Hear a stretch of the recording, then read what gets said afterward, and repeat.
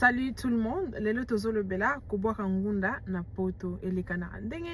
Puis d'abord c'est quoi kubwaka ngunda? Bon, quand je dis poto, c'est juste en général. Dans le bela encore en général, pour elaxake libanda mboka, comme on le dit toujours, na mikili na poto, mais en réalité, poto toebi poto c'est quoi? Mais to le bela pe ba pays mususu libanda ya poto, neti bato o babwaka ngunda na Afrique, na ba pays mususu. Oza poto te ceux qui neti oye kuna en Australie, ba Canada, ba États-Unis en général et les Canadiens. Dans le to le bela ngunda. Alors ngunda c'est quoi? Donc na mboka oza yote ou se présenter comme réfugié parce que oza en danger. Alors qu'oza en danger on est là autour il y a 5 points. Donc on a toujours 5 points wana. Ceux qui ont libanda il y a 5 points wana okoki catégoriquement oza la qualifié. Donc je vous dis les 5 points. Il y a liboso et race, racisme, oza victime, il y a racisme. Donc okoki ko kima, ceux qui oza en danger pour la race na yo, placement quelconque. Okoki pe ko kima okoki ko senga refuge, placement soso. Il y a mi balé et religion.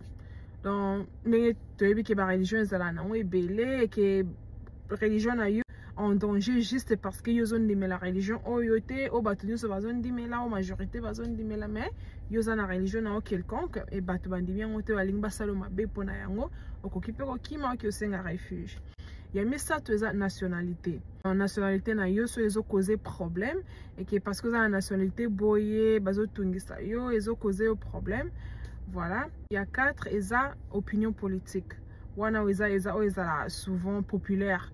Opinion politique, aux a position sur la politique et puis bateau baza peut-être na pouvoir bazo balinga salomabe okoki okima okepe osenga réfugié ya suka ya 5 meza za na groupe mobo groupe social mobo et okepe kozala keno et mettre yo na famille no en danger bokima boki osenga refuge. Et puis quelle que soit l'histoire na yo oyozo vivre ceux qui kolingo kiende avant kiende obwaka ngunda quelque part. Il faut que ça ait ba preuve, que ça ait ba preuve parce que ça ba preuve et d'accord. Par exemple, si vous avez un journal moko ba koma ki moi journal information na yo za ki en danger o ki ma ki ba blo mo bongo ba carte ezo la ki ozala ki membre ya eloko wana ba blo mo bongo. Donc, ezala ba te belé pe ba boka ngunda na ba pays africain avant aya abima na poto. Ça eza processus moula, ezala ba tumususu ba vanda wana pendant une année, 2 ans. 3, 4, 5, 10, 20. Le qui est au Congo se présenter dans le pays membre d'Afrique, donc au long na Congo, parce que tout le monde a lingala quoi. 2 ans na préférence ça émission na lingala parce que situation sécuritaire est pas na biso différent. Na ba pays mususu ba tebelo asengana ça en français mais o eza ba sujet moko eza neti approprié na biso ba na mboka parce que situation sécuritaire ezo leka na Congo eza différente na ba pays mususu.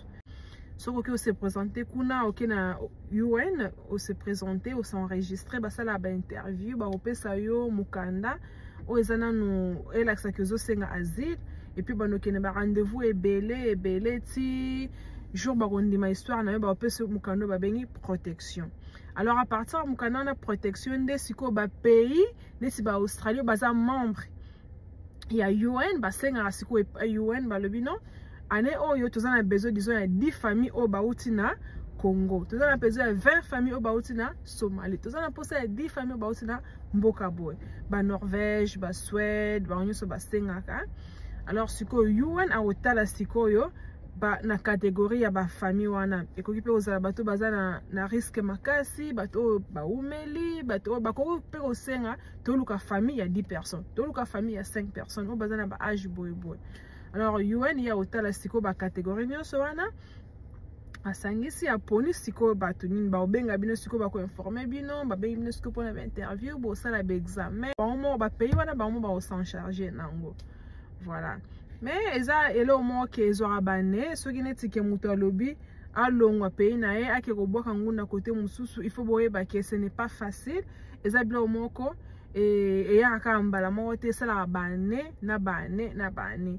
Les gens peuvent vraiment banner belé mais bonne nouvelle les que ceux qui déjà en statut na ya réfugié wana ba auto benga protection au koki kozwa réinstallation un jour ou encore ceux qui ont un membre à famille na poto libanda bakoki kosengela déjà bakoki kosala neti basengelo application na visa humanitaire neti biso en Australie tous un visa humanitaire déjà soki nga naza membre à famille oya se présenter neti réfugié azwi protection na ye nga nakoki kosalela ye demande wana ya akoma azwa visa humanitaire pour na Australie nga na remplir ba formulaire yepe kuna ba otindele yepe faut remplir ba formulaire to sangisi yango to tindi to créer le dossier les appels dans l'organisation mususu pe ba edaka on a ce croix rouge pe assista ka babilo moi bon alors bref to qu'est-ce qu'on a poto gagner temps parce que na bana musala kalate ya moment na va na mutuka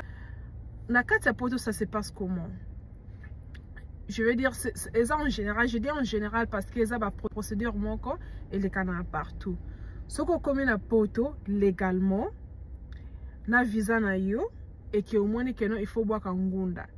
Est-ce que ça là on a aéroport, il faut côté là on a kati mboka. Bon, na kaya Australie, c'est mieux que ça là on ce qu'on côté déjà na kati mboka. Donc comme Australie, au vani na yo na la communauté. Après, au commis, ça la email T, hein, ça on a email T, aux umikanda, ba formulaire, au remplir, au tindian on a immigration. Ok, na poste, qu'on a aux adresse à immigration, au tindi, ou bien ça là on a police à frontière, ben en border security, immigration and border security. Donc on a aussi un bango demande wana, au remplir formulaire na yo, au tindi li bango. Donc, avant ça, il faut une histoire bien fondée. Comme je le dis toujours, pour l'Australie, il faut une histoire bien fondée. Et la peine soana ou la interview, rendez-vous, une histoire. Il faut toujours que bosse une histoire bêta quitté. Oui, toujours se souvenir de détails nions au pesa qui date, heure, nions soana. Combien quelque part on se souvenir. Alors, ce qu'on commune ma pays net Australie.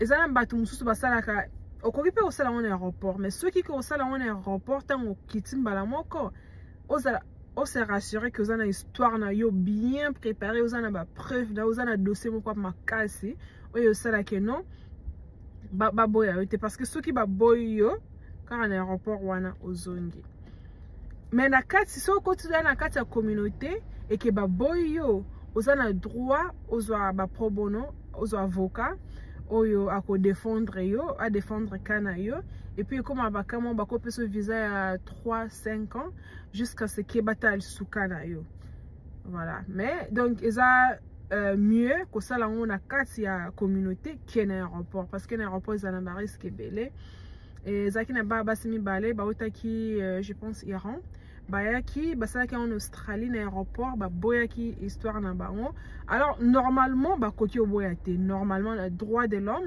bako boyate il faut bakoti sa bango nanu alors ce qu'on s'est présenté bon au sein de visa à protection 866 visa à protection on ko permettre yo ezali un visa permanent yango ko permettre yo au van en Australie libela au ben sa famille na yo au travailler au vivre comme tout le monde.